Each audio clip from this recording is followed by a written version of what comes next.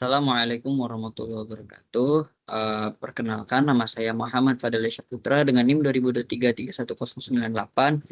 Di sini saya akan mempresentasikan mengenai proposal penelitian yang telah saya lakukan pada mata kuliah metodologi penelitian. Untuk judul saya sendiri, dalam penelitian ini adalah prediksi kecenderungan ketidakhadiran mahasiswa ke kampus menggunakan ANN atau Artificial Neural Network berdasarkan faktor motivasi dan lingkungan belajar.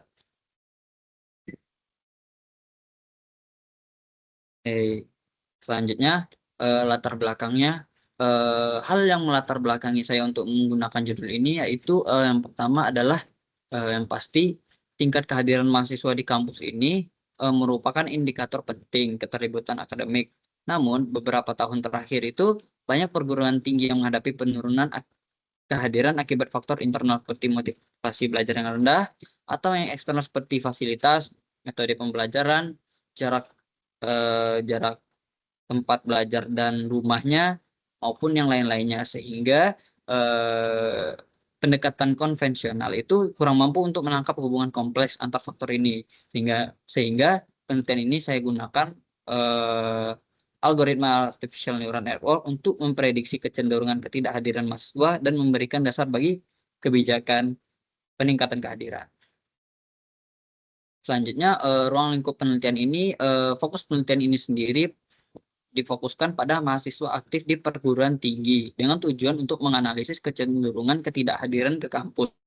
Nah, analisis ini difokuskan pada pengaruh faktor motivasi belajar, lingkungan belajar, termasuk fasilitas, metode belajar, kenyamanan belajar, atau yang lain-lainnya terhadap perilaku kehadiran mahasiswa.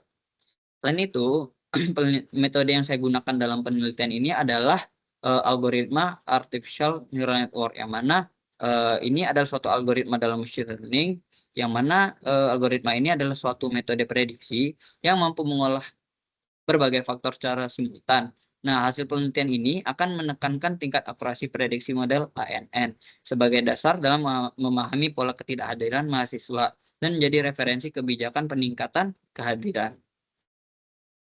Selanjutnya, ada tujuan penelitian. Nah, penelitian ini memiliki 3 tujuan awal, yaitu yang pertama adalah menganalisis faktor motivasi belajar dan lingkungan belajar yang mempengaruhi ketidakhadiran mahasiswa.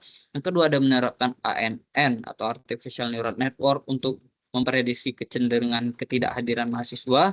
Selain itu ada juga yang ketiga, mengetahui tingkat akurasi metode Artificial Neural Network dalam memprediksi kecenderungan ketidakhadiran mahasiswa. Selanjutnya, landasan teori. Nah, yang pertama ada motivasi dan lingkungan belajar. Motivasi belajar dan lingkungan belajar sendiri merupakan faktor utama yang mempengaruhi kehadiran mahasiswa di kampus. Motivasi belajar mahasiswa itu mencerminkan dorongan internal mahasiswa untuk aktif dalam mengikuti proses pembelajaran. Sedangkan lingkungan belajar itu mencakup faktor eksternal juga, seperti fasilitas kampus, metode pengajaran, serta kenyamanan belajar yang turut mempengaruhi minat mahasiswa untuk hadir dan berpartisipasi di kegiatan akademik. Selanjutnya ada Artificial Neural Network, yaitu seperti yang saya jelaskan sebelumnya, ANN sendiri atau Artificial Neural Network itu ada suatu metode machine learning yang mampu memodelkan hubungan tidak linear antara faktor-faktor kompleks dalam penelitian ini. Nah, algoritma ini digunakan untuk memprediksi kecenderungan ketidakhadiran mahasiswa berdasarkan tingkat motivasi belajar dan kondisi lingkungan belajar, serta mengevaluasi akurasi prediksi model sebagai dasar pertimbangan dalam peningkatan kehadiran mahasiswa di kampus. Selanjutnya, analisis kebutuhan penelitian. Nah, yang pertama ada variabel penelitian. Nah, dalam penelitian ini terdapat dua variabel penting. Yang pertama adalah independen, yaitu motivasi belajar dan lingkungan belajar, ya, atau faktor internal dan eksternal. Ini bukan cuma dua, ada banyak. Cuman ini secara umumnya ada dua, ada faktor internal, ada faktor eksternal. Selanjutnya ada yang dependen. Variabel kedua dependen, yaitu kecenderungan ketidakhadiran mahasiswa ke kampus. Itu sering atau tidak ke kampus gitu.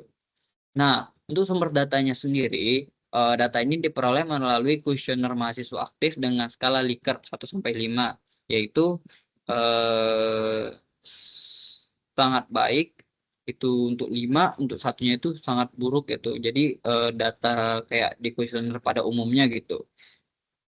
Kayak contohnya tuh apakah fasilitas kampus memadai itu kita kasih skala 1 sampai 5 itu untuk mengukur motivasi dan lingkungan belajar. Nah, selanjutnya metode analis dalam penelitian saya ini yaitu metode yang saya gunakan adalah ANN, Artificial Neural Network, yang mana algoritma ini mampu menangani hubungan kompleks dan nonlinear antar variabel serta memproses data multidimensional untuk menghasilkan prediksi kehadiran yang akurat. Nah, ini alasan utamanya itu mungkin lebih apa ya?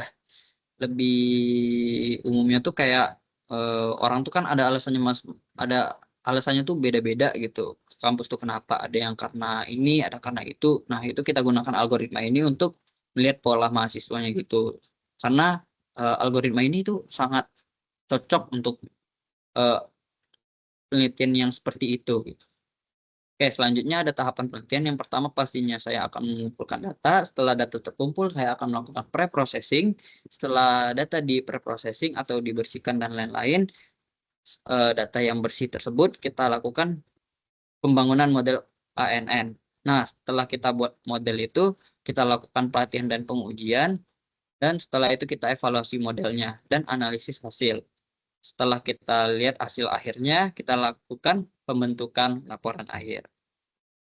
Nah, teknik analisis pre-processing data. Nah, yang pertama ada data cleaning. Nah, dalam pre-processing sendiri, yang pertama dilakukan adalah data cleaning, yaitu menghapus jawaban kosong atau tidak valid dari kuesioner dan memeriksa konsistensi jawaban dan menangani nilai ekstrim agar data siap dianalisis.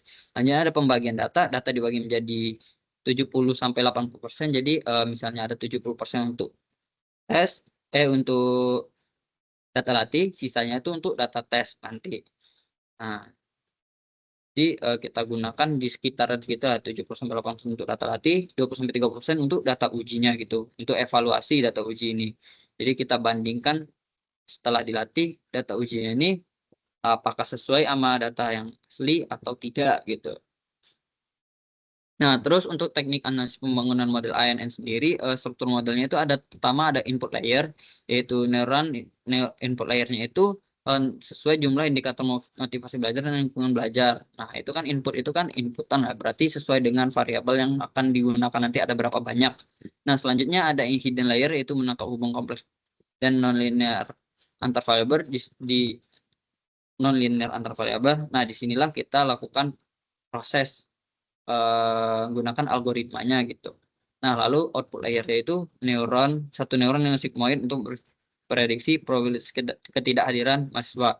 Nah, sini kan fungsi aktivasinya tuh ada ReLU dan sigmoid. Nah, berarti hidden layernya ReLU berarti dia akan menggunakan untuk hidden layernya itu kita gunakan ReLU yang mana itu ada suatu fungsi aktivasi dalam pemprosesnya. Lalu untuk output layernya kita gunakan sigmoid yang mana outputnya itu dalam bentuk biner atau probabilitas, yaitu iya atau tidak, 0 atau 1 gitu. Seperti itu saja. Oke, selanjutnya teknik analisa evaluasi model ANN itu pertama pengujian model. Model akan diuji menggunakan data uji untuk menilai performa prediksi ketidakhadiran mahasiswa. Lalu selanjutnya untuk evaluasi kita menggunakan 3. Yang pertama ada akurasi, itu menggunakan persentase prediksi yang sesuai dengan data aktual. Jadi kita ada data prediksi sama data aktual, kita bandingkan berapa tingkat akurasi kesamaannya. Nah, selanjutnya ada MSE, mean square error, yaitu rata-rata kuadrat selisih antara prediksi dan nilai aktual. Jadi kita melihat selisihnya itu berapa gitu rata-ratanya. Terus ada RMSE, itu adalah akar kuadrat daripada MSE tadi untuk memudahkan interpretasi kesalahan prediksi.